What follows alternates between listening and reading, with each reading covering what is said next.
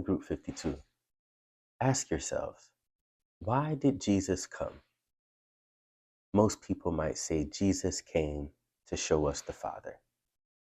That's true. Jesus also came to show you you. As Paul writes in 1 Colossians, Christ in me, the hope of glory.